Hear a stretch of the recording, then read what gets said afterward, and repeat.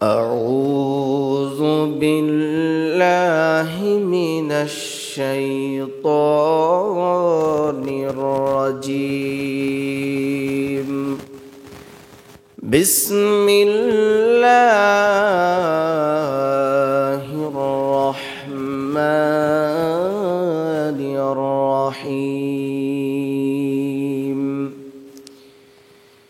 يا أيها الذين آمنوا توبوا إلى الله توبة نصوحا. وقال الله سبحانه وتعالى: وما كان الله ليعذبهم وأنت فيهم وما كان الله معذبهم وهم يستغفرون.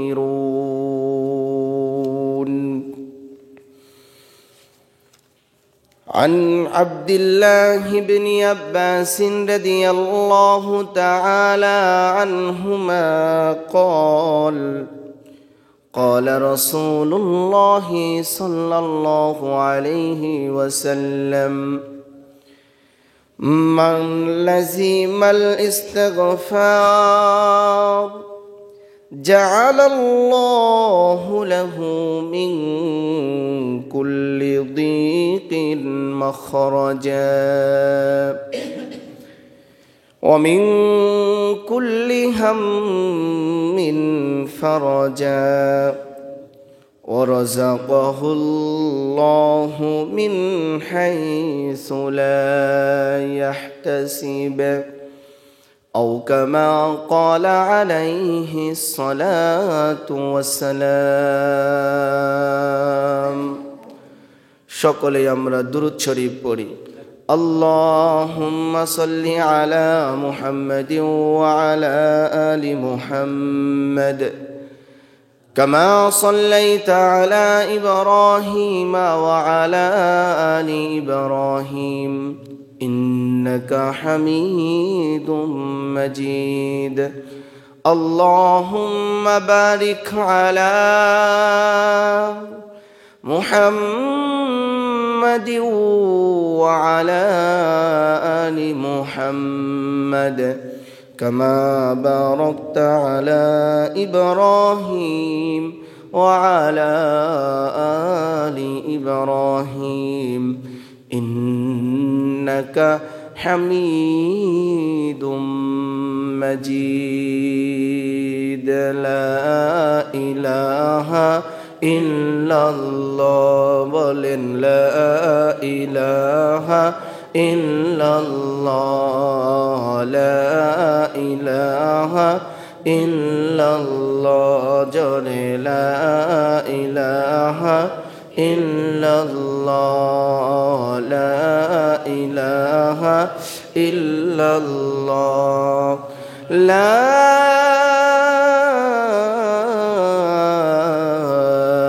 إله إلا الله محمد رسول الله صلى الله عليه وسلم। অসংখ্য অগণিত শুকরিয়া যে মহান রব্বুল আলামিন আপনাকে এবং আমাকে জুমআর নামাজ আদায় করার জন্য ঘর থেকে আল্লাহর ঘর মসজিদে এসে কুরআন এবং হাদিসের আলোচনা শোনার জন্য সুযোগ তৈরি করে দিয়েছেন। ওই রব্বে কারিমের দরবারে বলি আলহামদুলিল্লাহ। আল্লাহ তাআলা আমাদেরকে আখির নবীর উম্মত বানিয়েছেন, এজন্য আবারও বলি আলহামদুলিল্লাহ। আল্লাহ তাআলা মানুষকে আশরাফুল মাখলুকাত তথা সৃষ্টির সেরা জাতি হিসাবে আল্লাহ তাআলা সম্মান দান করেছেন। এই সম্মানিত জাতি, তার সম্মান ধরে রাখা এটা তার দায়িত্ব। যদি কোনো ব্যক্তি তার এই সম্মানকে ধরে রাখতে না পারে, আল্লাহ তাআলা বলেছেন এই ব্যক্তিটা চতুষ্পদ জন্তু জানোয়ারের চাইতেও নিকৃষ্ট। চিৎকার মেরে বলেন নাউযুবিল্লাহ। আল্লাহ তাআলা আমাদেরকে আশরাফুল মাখলুকাত বলেছেন, আবার আল্লাহ তাআলা বলেছেন যে এই আশরাফুল মাখলুকাত যারা, তাদের সম্মান অনুযায়ী, ওয়েট অনুযায়ী, আত্মমর্যাদা অনুযায়ী যারা কাজ করবে না, এরা গরু, ছাগল, শূকর, কুকুর, ভেড়া, বাঘ, ভাল্লুক, সাপ, ব্যাঙ ইত্যাদির চাইতেও বেশি নিকৃষ্ট। নাউযুবিল্লাহি মিন যালিক। এজন্য আল্লাহ তাআলা যেন আমাদেরকে আশরাফুল মাখলুকাতের যেই বৈশিষ্ট্য, এগুলো আমাদের আল্লাহ তাআলা যেন ধরে রাখার মতো তৌফিক দান করেন। সকলে বলেন আমিন। সম্মানিত মুসল্লিয়ান ইকরাম, আমাদের চলতে ফিরতে, উঠতে বসতে, কথা বলায় শোনায়, আমাদের আচার ব্যবহারে, আমাদের বিভিন্ন সময়ের বিভিন্ন প্রেক্ষাপটে অনেক সময় আমরা মিথ্যা কথা বলি, অনেক সময় আমরা মিথ্যা সাক্ষী দিয়ে ফেলি, অনেক সময় আমরা গুনাহের কাজ করি, অনেক সময় আল্লাহ তাআলার অবাধ্যতার মধ্যে লিপ্ত হয়ে যাই, আল্লাহর হুকুম মানি না। এক কথায় আল্লাহ তাআলার যেই হুকুম ছিল সেই হুকুম অনুযায়ী আমরা জীবনকে পরিচালিত করি না।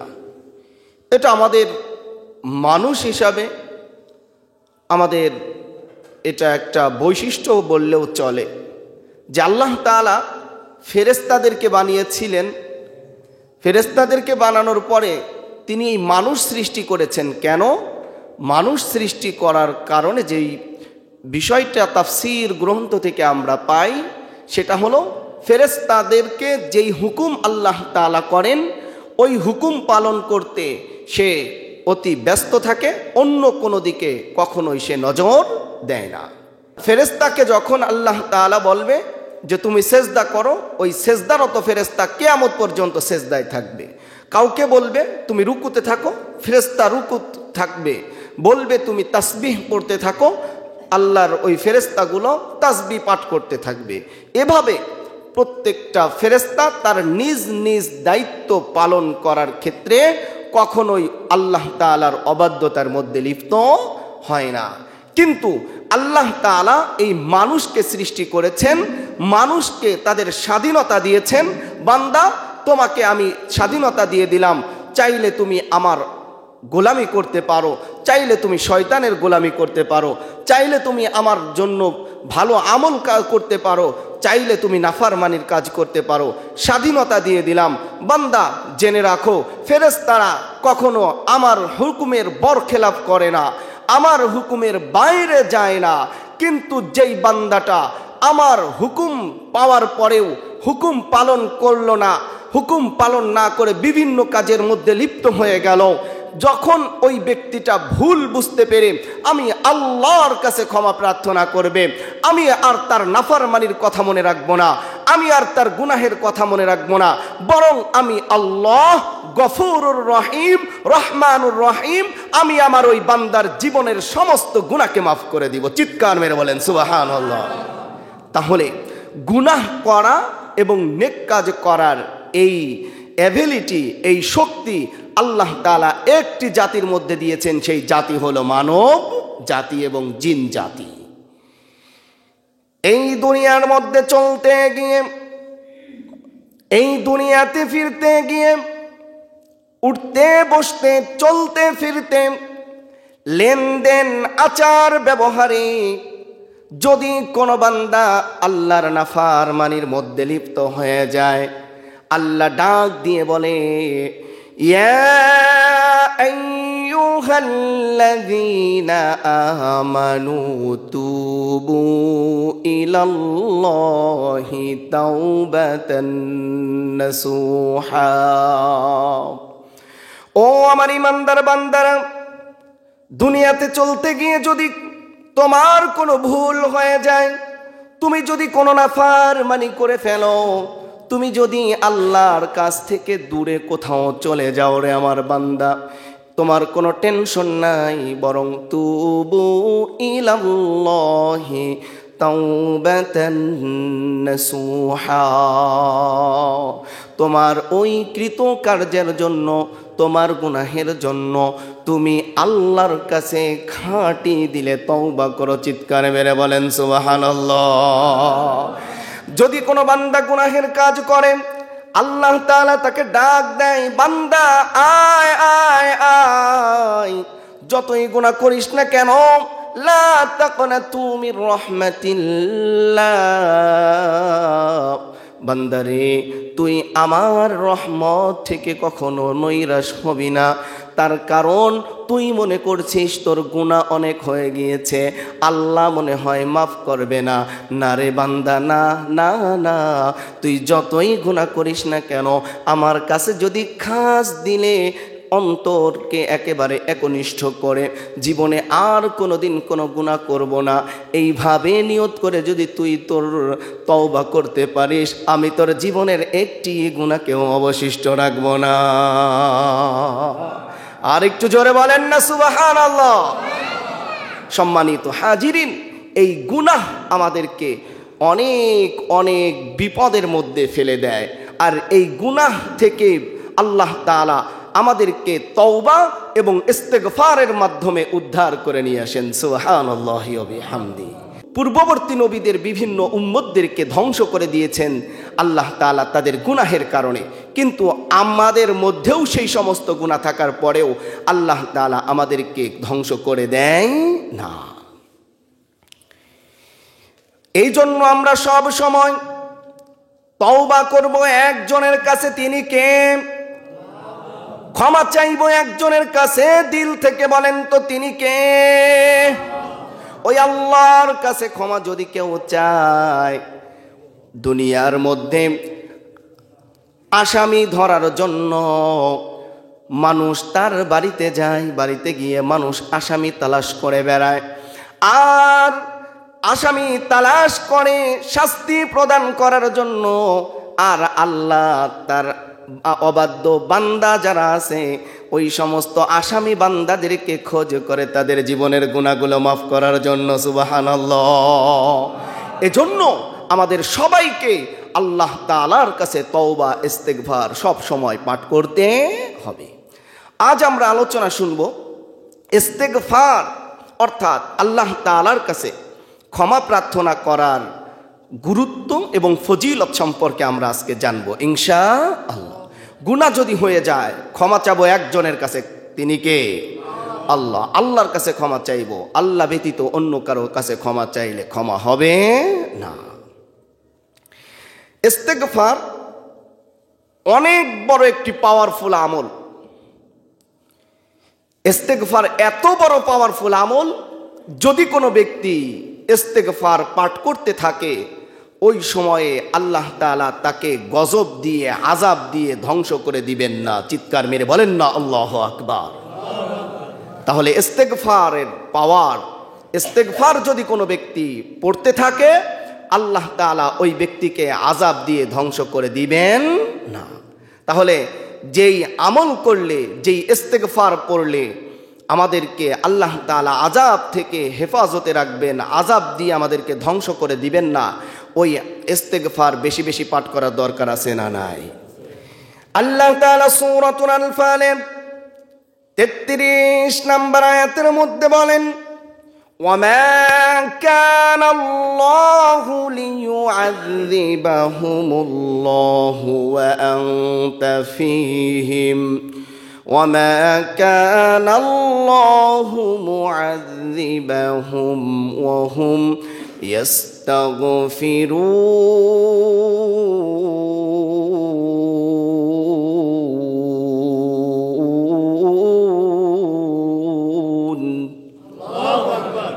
তাআলা বলেন, ওয়ামা কানাল্লাহু লিউআযিবাহুম ওয়া আনতা ফীহিম।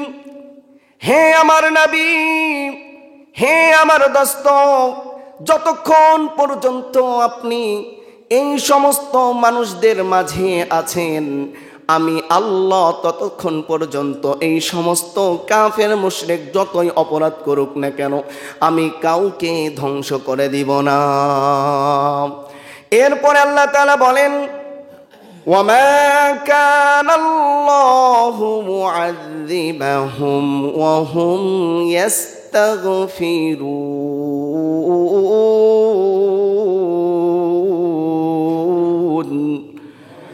আল্লাহ তাআলা বলেন, এবং আমি ওই সমস্ত বান্দাদেরকে আযাব দিয়ে ধ্বংস করে দিব না, আমার যেই সমস্ত বান্দারা আমি আল্লাহর কাছে ইস্তেগফার পাঠ করতে থাকে। সুবহানাল্লাহ। তাহলে ইস্তেগফার যদি কোনো ব্যক্তি তার গুনাহের কারণে পাঠ করে, আল্লাহ তাআলা তাকে আযাব থেকে রক্ষা করবেন।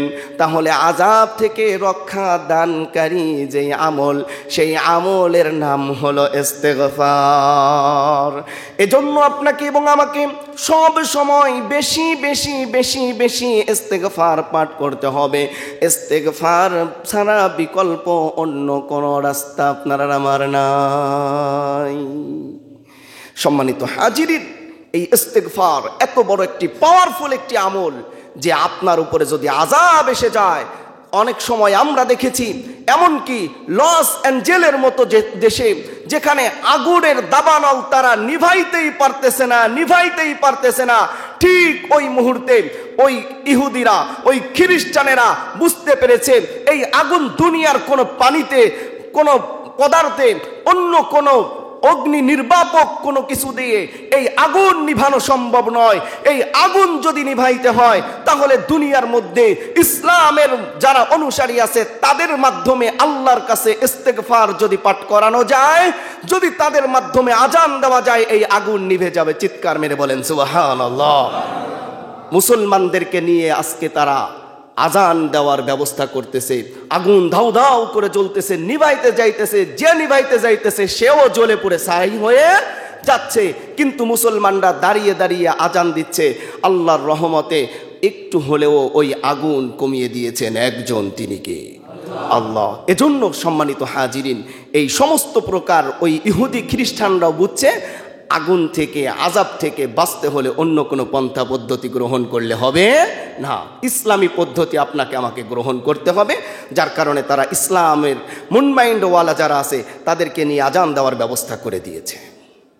এটা তো তারা চেয়েছিল আমাদের গাজাকে, আমাদের ফিলিস্তিনকে তারা লক্ষ লক্ষ কোটি কোটি ডলার তারা খরচ করে জ্বালিয়ে দিতে চেয়েছিল, জ্বালিয়ে দিয়েছেও। একটা সুন্দর সুজলা সুফলা একটি দেশকে, মুসলিমদের ভূখণ্ডকে তারা ধ্বংস করে দিয়েছে। তারা লক্ষ কোটি টাকা দিয়ে তারা গাজাকে জ্বালিয়ে দিয়েছে। আল্লাহ তাআলা তাদেরকে বিনা টাকায় জ্বালিয়ে দিয়েছে। চিৎকার মেরে বলেন আল্লাহু আকবার। সেই আল্লাহর শক্তি আছে না নাই?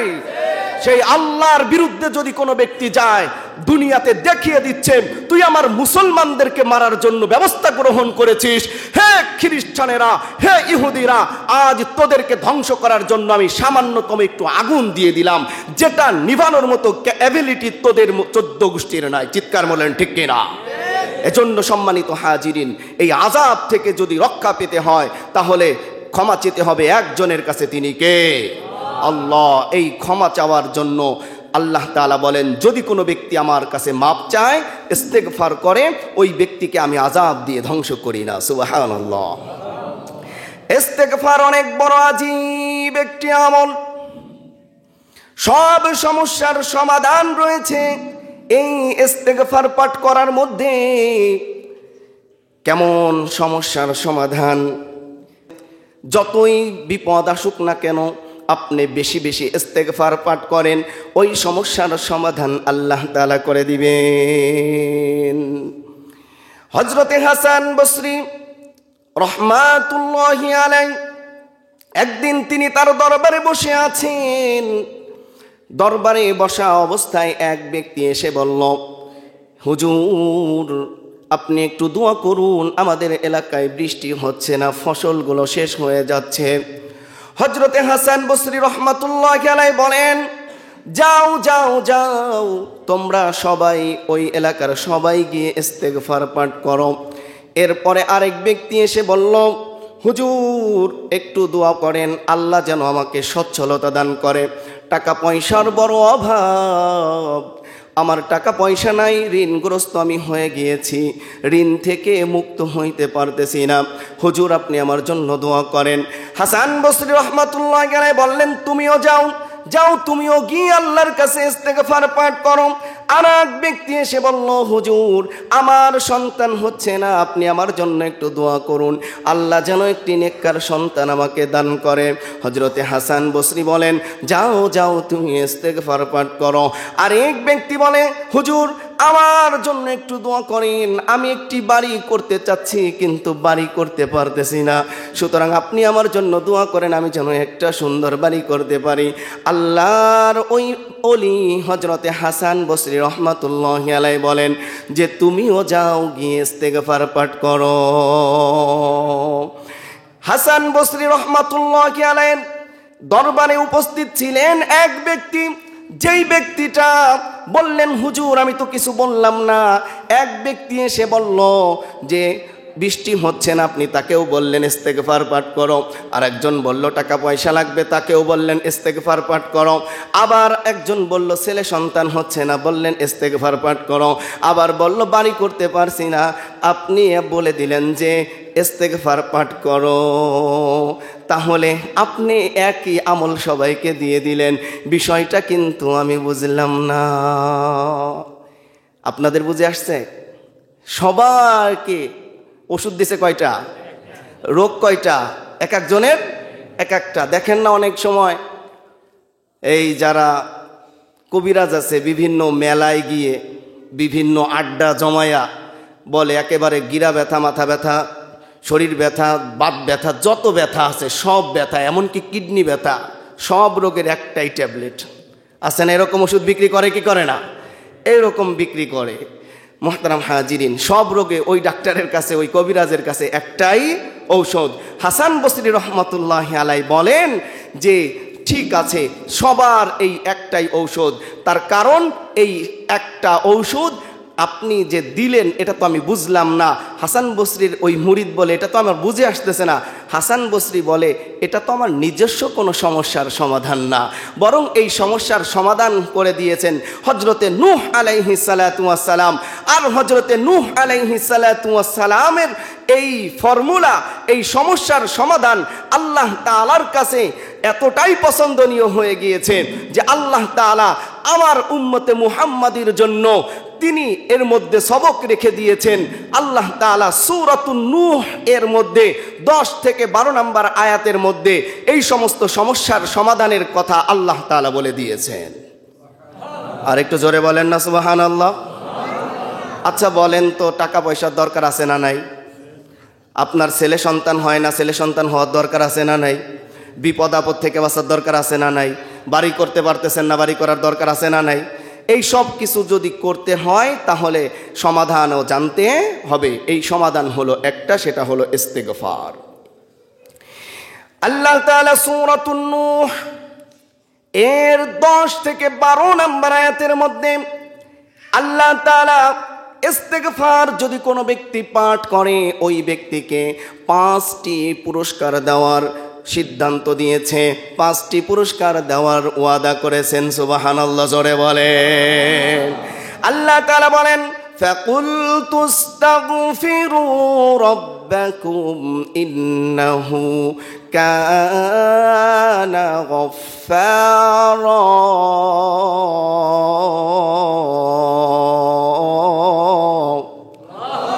আল্লাহ তাআলা বলেন ইস্তাগফিরু রাব্বাকুম, হে আমার বান্দারা তোমরা তোমাদের রবের কাছে তওবা করো, ইস্তেগফার পাঠ করো, ক্ষমা প্রার্থনা করো। যদি তুমি আল্লাহর কাছে ক্ষমা প্রার্থনা করতে পারো, ইস্তেগফার পাঠ করতে পারো, ইন্নাহু কানা গফফারা, তাহলে ওই ক্ষমাশীল দয়াময় আল্লাহ তাআলা তোমার জীবনের সমস্ত গুনাহগুলোকে মাফ করে দিবেন। সুবহানাল্লাহ। এক নাম্বার পুরস্কার হলো, যদি কোনো ব্যক্তি ইস্তেগফার পাঠ করে তাকে ক্ষমা করে দিবেন একজন, তিনি কে? আর একটু জোরে বলেন না, তিনি কে? আল্লাহ। তাহলে ইস্তেগফার পাঠ করার দরকার আছে না নাই? কম নাকি বেশি? বেশি বেশি ইস্তেগফার পাঠ যদি করে তাহলে ক্ষমা করে দিবেন একজন, তিনি কে? এক নাম্বার পুরস্কার। দুই নাম্বার পুরস্কার হলো, ওয়ায়ুরসিলুস সামাআ আলাইকুম মিদরারা। আল্লাহ তাআলা বলেন, ও বান্দা, তোমার এলাকায় বৃষ্টি হচ্ছে না, ফসলগুলো রৌদ্রের তাপে পুড়ে যাচ্ছে, গাছগুলো রৌদ্রের তাপে পুড়ে যাচ্ছে। বান্দারে, তুই যদি আমার কাছে ইস্তেগফার পাঠ করিস তাহলে আমি আল্লাহ তোর জন্য 2 নাম্বার পুরস্কার দিব। কি জানিস? তুই বৃষ্টির কারণে যখন তোর সব কিছু পুড়ে যাচ্ছে, যখন আমার কাছে ইস্তেগফার পাঠ করবি, আমি তোকে যত বৃষ্টি লাগে আমি আল্লাহ আসমান থেকে তত বৃষ্টি বর্ষণ করে দিব। 2 নাম্বার পুরস্কার, যদি কোনো ব্যক্তি তাওবা ইস্তেগফার আল্লাহর কাছে করে তাহলে আল্লাহ তাআলা ওই ব্যক্তিকে আসমান থেকে বৃষ্টির ব্যবস্থা করে দিবে। হাসান বসরি রাহমাতুল্লাহি আলাইহির কাছে এসেছিলেন কি একজন এসেছিলেন, আল্লাহর কাছে আপনি একটু দোয়া করেন যেন বৃষ্টি আমার এলাকায় হয়। তিনি কি বলেছিলেন? কি কাজ করতে? ইস্তেগফার পাঠ করতে। ইস্তেগফার পাঠ করলে যিনি বৃষ্টি দান করবেন তিনি কে? 3 নাম্বার হলো, ওয়ায়ুমদিদুকুম বিআমওয়াল। বান্দারে, তুই তো বেশ এসেছিলি, তোর সচ্ছলতা দরকার, টাকা পয়সা দরকার, তোর অভাব অনটন দূর হয় না, এই জন্য ওয়ায়ুমদিদুকুম বিআমওয়াল। বান্দা, তুই যদি আমার ইস্তেগফার পাঠ করতে পারিস, আমি তোর সম্পদের মধ্যে বৃদ্ধি করে দিব, অর্থাৎ অঢেল সম্পদ আমি তোকে দান করব। সুবহানাল্লাহ। 3 নম্বরে আল্লাহ বললেন তোমাকে সম্পদ দান করব। 4 নম্বরে আল্লাহ বললেন ওয়াবানি।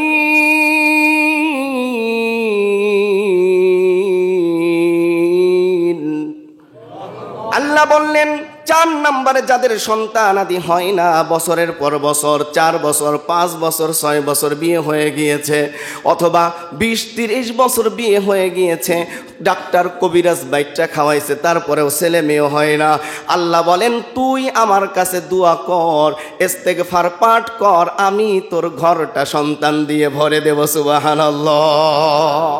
4টা পুরস্কারের কথা বলেছেন।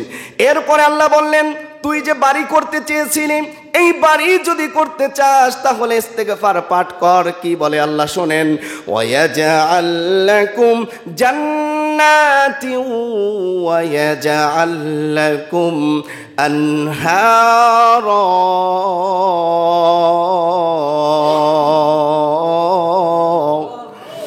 আল্লাহ তাআলা বলেন বান্দারে তুমি যদি আমার কাছে ইস্তেগফার পাঠ করো, 5 নাম্বার পুরস্কার হিসাবে তোমাকে যেটা দিব সেটা হলো তোমাকে সুন্দর একটা বাড়ি, এবং বাড়ির মধ্যে ছোট্ট একটা নদী যদি হয় তাহলে সুন্দর দেখা যায়, ছোট্ট একটা পুকুর যদি হয়, একটি বাগান যদি হয় তাহলে খুব সুন্দর দেখা যায়।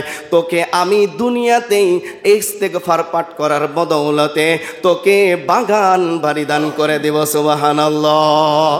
আর যখন তুই মারা যাবি রে বান্দা, ইস্তেগফার দুনিয়াতে থাকা অবস্থায় পড়ার কারণে মরার পরেও আমি সুখ শান্তি, অনাবিল সুখ শান্তি যেখানে পাওয়া যায়, ওই জান্নাত নামক বাড়িটাও তোর নামে আমি বরাদ্দ করে দিব। সুবহানাল্লাহ। তাহলে ইস্তেগফার পাঠ করলে লাভ কয়টা? 5টা। কয়টা?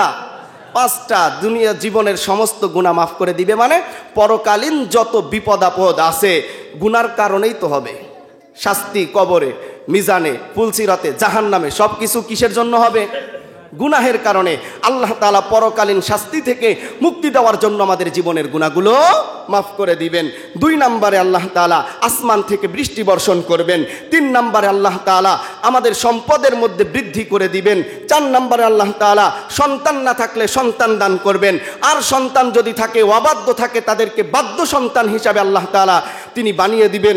5 নম্বরে আল্লাহ তাআলা আমাদেরকে দুনিয়া আখিরাতে জান্নাতের ব্যবস্থা করে দিবেন। সুবহানাল্লাহ। এই আমলগুলো আমাদেরকে কম কম করা দরকার না বেশি বেশি করা দরকার? বেশি বেশি করার দরকার। বেশি বেশি করে যেন আমরা এই ইস্তেগফার পাঠ করতে পারি। আল্লাহ তাআলা আমাদের সবাইকে তৌফিক দান করেন, সকলে বলেন আমিন। ইস্তেগফার পাঠ করার ফজিলত শুধু এতটুকুই নয়, হাদিসে মুবারকের মধ্যে আল্লাহর নবী, বিশ্ব নবী জনাবে মুহাম্মদুর রাসূলুল্লাহ সাল্লাল্লাহু আলাইহি ওয়াসাল্লাম আরো ফজিলতের কথা বলেছেন। শুনতে রাজি আছেন? জোরে বলেন আছেন নাকি? আল্লাহর নবী বলেন, যদি কোনো ব্যক্তি ইস্তেগফার বেশি বেশি পাঠ করে তাহলে ওই ব্যক্তির জীবনে যত সংকীর্ণতা আছে সমস্ত সংকীর্ণতাকে দূর করে দিবেন একজন, তিনি কে?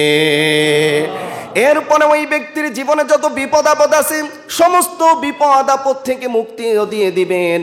3 নম্বরে আল্লাহর নবী বলেন, ওই ব্যক্তিটা দুনিয়াতে চলতে গিয়ে যতগুলো পেরেশানির মধ্যে লিপ্ত হয়ে যাবে সমস্ত পেরেশানি দূর করে দিবেন একজন, তিনি কে?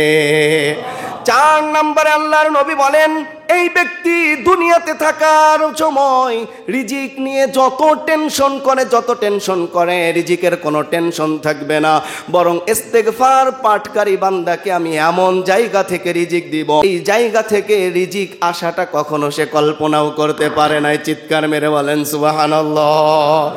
হাদিসটি এসেছে আবু দাউদ শরীফের 1518 নম্বর হাদিসের মধ্যে নবীজি এই কথাটি বলেছেন, এবং ইবনে মাজাহ শরীফের মধ্যে 3819 নম্বর হাদিসের মধ্যে বলেছেন। হাদিসটি বর্ণিত হয়েছে হযরত আব্দুল্লাহ ইবনে আব্বাস রাদিয়াল্লাহু তাআলা আনহুমা থেকে। তিনি বলেন, ক্বালা রাসূলুল্লাহ সাল্লাল্লাহু আলাইহি ওয়াসাল্লাম, আল্লাহর নবী সাল্লাল্লাহু আলাইহি ওয়াসাল্লাম বলেছেন, মান লাজিমাল ইস্তিগফার, যে ব্যক্তি ইস্তিগফারকে সে আবশ্যকীয় করে নিল, লাজেম করে নিল, অর্থাৎ ওই ব্যক্তি উঠতে বসতে চলতে ফিরতে বসা দাঁড়া চলাফেরা অবস্থায় বসা অবস্থায় কর্ম করা অবস্থায় সর্ব অবস্থায় যে ব্যক্তি ইস্তেগফার পাঠ করাকে নিজের দায়িত্ব মনে করে নিল, আল্লাহর রাসূল বলেন, জাআলাল্লাহু লাহু মিন কুল্লি দিকিন মাখরাজা, ওই ব্যক্তিকে আল্লাহ তাআলা দুনিয়ার সমস্ত সংকীর্ণতা থেকে বের হওয়ার রাস্তা বের করে দিবেন। সুবহানাল্লাহ। আমাদের কত সংকীর্ণতা আছে না নাই? সংকীর্ণতার কোনো শেষ আছে? সংকীর্ণতার শেষ নাই। এই সমস্ত সংকীর্ণতা থেকে বের করে দিবেন আল্লাহ তাআলা যদি আমরা বেশি বেশি ইস্তেগফার পাঠ করতে পারি। আমরা চলতেছি ফিরতেছি, আমরা একটা তসবিহ হাতে রাখতে পারি কি পারি না? মুসলমান তো এমন, মুখে সিগারেট খাবে, হাতে সিগারেট নিয়ে ঘুরতে লজ্জা পায় না, কিন্তু তসবিহ হাতে নিয়ে চলতে ফিরতে লজ্জা আছে না এমন মুসলমান? অনেকে লজ্জায় নামাজই পড়ে না, অনেকে লজ্জায় দাড়ি রাখে না। কেবল মেয়ে বিয়ে দিছি, জামাই হয়েছি, কেবল শ্বশুর হইলাম, এখনই দাড়ি রেখে দিব? দাড়ি কি শ্বশুর হওয়ার সাথে সম্পৃক্ত? এখনো মেয়ে বিয়ে দেই নাই, দাড়ি রাখবো, ভাল লাগে না। এইরকম যদি চিন্তা চেতনা আপনার মধ্যে আসে, আপনার ঈমানের মধ্যে খটকা আছে। সব ইসলামের প্রত্যেকটা বিধান মানতে হবে আল্লাহর সন্তুষ্টি অর্জন করার জন্য। মনে থাকবে তো ইনশাআল্লাহ?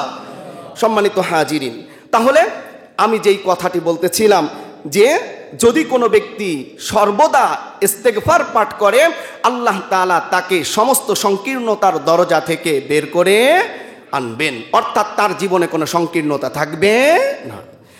2 নম্বরে আল্লাহর নবী বলেন, শুধু সংকীর্ণতা থেকে বের করবেন বিষয়টি এমন নয়, অমিন কুল্লি হাম্মিন ফারাজা, এবং আমার যেই উম্মতটা বেশি বেশি ইস্তেগফার পাঠ করবে, ইস্তেগফারের বদৌলতে আল্লাহ তাআলা তার সমস্ত পেরেশানিকে দূর করে দিবেন এবং পেরেশানি থেকে বের হওয়ার যত রাস্তা আছে সমস্ত রাস্তা আল্লাহ তার সামনে খুলে দিবেন। ঋণের পেরেশানি সবচাইতে বেশি। আপনি যদি ঋণগ্রস্ত হয়ে যান, আপনার এই পেরেশানিটা সবচাইতে বেশি। আপনার ঘুমের মধ্যেও মনে হবে যে লোকটা মনে হয় আমার কাছে টাকার জন্য এসেছে। থাকা, খাওয়া, ঘুম কোনো কিছুই হয় না। আপনার যতই ঋণ হোক না কেন, আল্লাহর নবী বলেছেন সত্য নাকি মিথ্যা? সত্য নাকি মিথ্যা?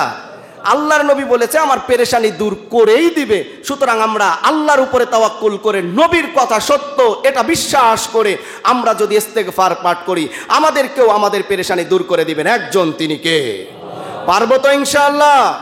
এরপরে আল্লাহর নবী বলেন ওয়ারাযাকাহু, এবং আল্লাহ তাআলা তাকে রিজিক দিবেন মিন হাইসু লা ইয়াহতাসিব, এমন জায়গা থেকে রিজিক দিবেন যেই জায়গা থেকে রিজিক আসাটা সে কখনো কল্পনাও করতে পারে না, কল্পনাও করতে পারবেন না। এমন জায়গা থেকে আল্লাহ তাআলা রিজিকের ব্যবস্থা করে দিবেন যেই রিজিকের জন্য আমরা কুত্তার চাইতেও বেশি ছুটাছুটি করতেছি, কুত্তার চাইতেও বেশি ছুটাছুটি করতেছি যেই রিজিকের জন্য। এই রিজিকের ব্যবস্থা করে দিবেন ইস্তেগফার পাঠ করার মাধ্যমে। এখন এই ইস্তেগফার বেশি বেশি পাঠ করব তো ইনশাআল্লাহ? জোরে বলেন না ইনশাআল্লাহ? মনে হয় ইস্তেগফার পাঠ করলে ক্ষতি আছে, লাভ আছে? লাভ আছে। আমাদের লাভ যদি গানে আমরা আছি সেখানে, সেটা দুনিয়াবি লাভ হোক আখিরাতি লাভ হোক। তবে খেয়াল রাখতে হবে দুনিয়াবি লাভ অর্জন করতে গিয়ে যেন আমার ঈমানটা বিক্রি করে না দিয়ে আসি, এটা খেয়াল রাখতে হবে আমাকে। লাভ দিয়েই পড়া যাবে না, মনে থাকবে তো ইনশাআল্লাহ? এখন কথা হলো ইস্তেগফার পাঠ করতে হবে নামাজ পড়ে না না পড়ে? ইস্তেগফার পাঠ করলেই তো রিজিকের ব্যবস্থা, টাকা পয়সা, ছেলে সন্তান সব কিছুর ব্যবস্থা হইতেছে, নামাজের কি দরকার? তাই না? হুজুর তো কইয়ে দিয়েছে, জান্নাতে সার্টিফিকেট পর্যন্ত দিয়ে দিয়েছে, নামাজ পড়ার দরকার নাই। বিষয়টা কি এমন? বিষয়টা এমন নয়, বরং আল্লাহর ফরজ সমস্ত বিধান যেগুলো আছে সেগুলো পালন করার পরে এই সমস্ত নফল ইবাদতগুলো করলে আল্লাহ তাআলা আপনাকে আরও সোহাগা করে আল্লাহ তাআলা আপনাকে আরও বেশি ফজিলত দান করে দিবেন। আল্লাহ তাআলা আমাদের সকলকেই ইস্তেগফারের মহত্ব, গুরুত্ব, ফজিলত বুঝে আগে আমাকে এবং আমাদের সবাইকে আমল করে জান্নাতি মেহমান হিসাবে দুনিয়া থেকেই যেন উপযুক্ত হয়ে যেতে পারি, আল্লাহ তাআলা আমাদেরকে তৌফিক দান করেন। সকলে বলেন আমিন। ওয়া আখির দাওয়ানা আনিল হামদুলিল্লাহি রাব্বিল আলামিন।